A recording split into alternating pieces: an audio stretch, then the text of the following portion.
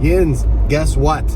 This week on Car Dad Bill, 2023 Jeep Willys edition. So it's a sport, Wrangler, unlimited. Let's go for a ride.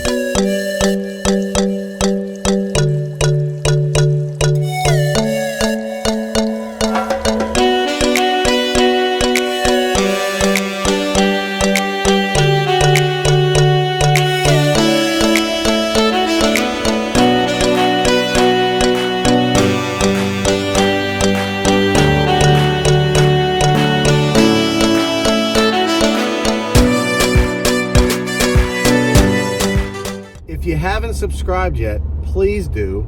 I don't want you to miss out on all the cool cars coming up, like the Ram TRX, like the Raptor R, like the Grand Wagoneer L. I don't know. All these cool cars are coming.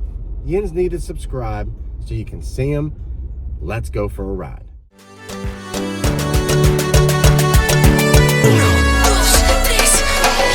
Standing outside the Willys Edition Jeep.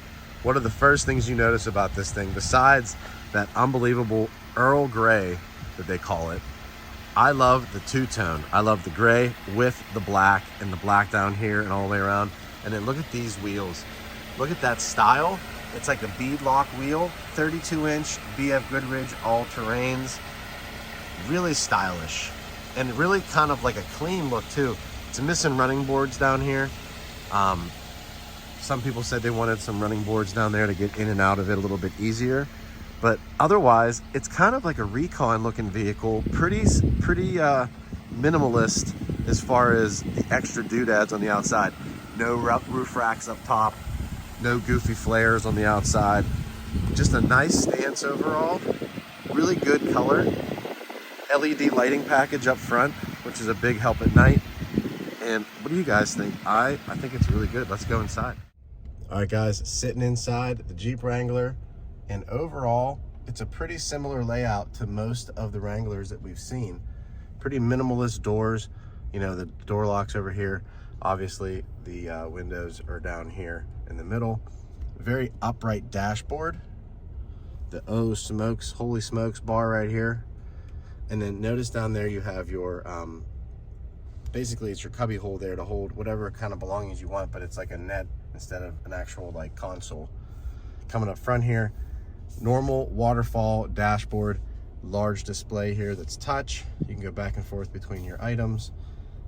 Dedicated buttons here for your volume, your fan speed and your tuning selections, your windows, all of your charging options here, your DC output, if you have a cigarette lighter adapter.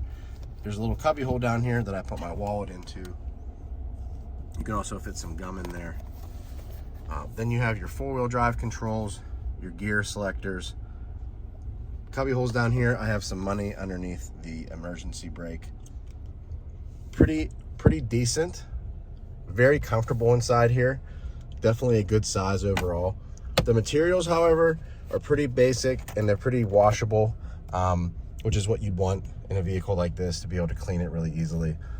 Up here, this stuff changes with your steering wheel controls as usual. Then up top here, all of this stuff actually comes off. You can unhook everything, and it's 20 degrees out today, so I'm not gonna take that off. Let's go look in the back. All right, guys, let's look at this back seat. And I'll tell you right now, those doors are easy to get out of, but not easy to get into just because of the height and no running boards. Good size in here, good space overall. The kids have enough room, the adults have enough room.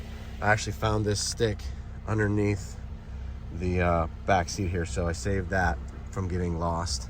Now, when you can see, when you look up here, you have your speaker system on both sides, and this stuff's all removable. So this is all gone, you know, in the summertime. And this is like what the inside of your Jeep would look like with the top gone. So it's pretty cool.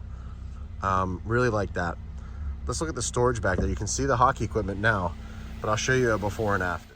Real quick, guys, I want to let you know that this seat belt is actually like tethered down pretty good. So it's not easy to, like when I have Anna's seat in here, I have to pull her all the way over to the side so that I can get that seat belt on.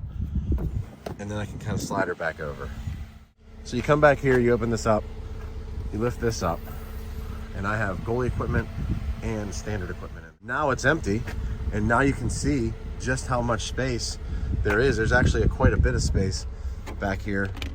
Water bottle, normal, look at that. That's worth the upgrade. Do it if you can. Let's go for it. What's up, Yins? Before we get out on the road, I want to go over a couple of the stats. You know how that goes. With this Jeep Wrangler Willys edition, the 23 model year, it's a base price. Let me start there, $34,865. Keep that in mind, because the Willys edition adds a couple things to the bottom line. But regardless, 2.0 liter i4 turbo, 270 horsepower, 295 pound-feet of torque. That is correct, and that is nice. Very nice, actually. 8-speed automatic is what it's paired to.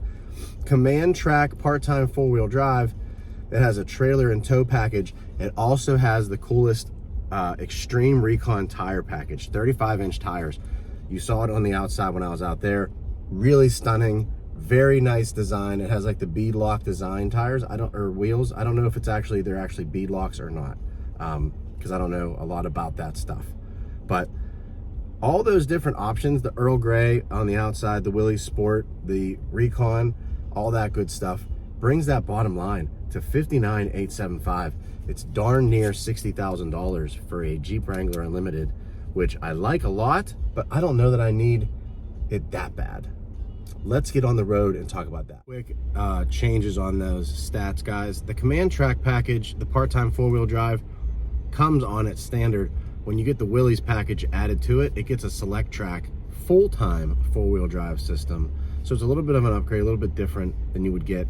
That adds to that bottom line. Let's go. All right, guys, going out on the road, just to talk about a couple things, the good and the bad, because to be honest with you, it's like any other Jeep Wrangler I've driven. I'm not a huge fan of them all, but this one's a little bit different, kind of like the 4xe was on the other one, or the 4xe or whatever you want to call that. These, I like the way some of them are set up. Some of them are set up plain, some of them are set up too rugged. This one's actually set up really cool. First things first, that Alpine sound system that's in this thing is by far one of my favorite sound systems in a vehicle. Not because it's a Jeep, because it's laid out nice in here. It has that great bass kick in the back. Just a great sound system. If you can upgrade the sound system to Alpine, highly suggested. Number 2 on the list is that 35-inch tire package. It's that Recon package. It just sets up the vehicle so well.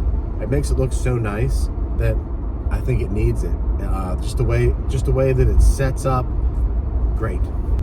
Brings me to my bad list, and honest to God, guys, if you're buying this kind of vehicle, you know what you're getting. So my quibbles are not going to be anybody else's, just because I don't really want a Jeep. My wife wants a Jeep.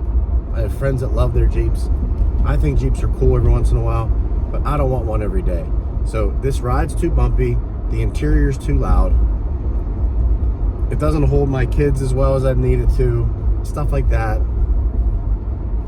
I just don't like Jeeps really that much for an everyday driver. But that's just me. This is Car Dad Bill.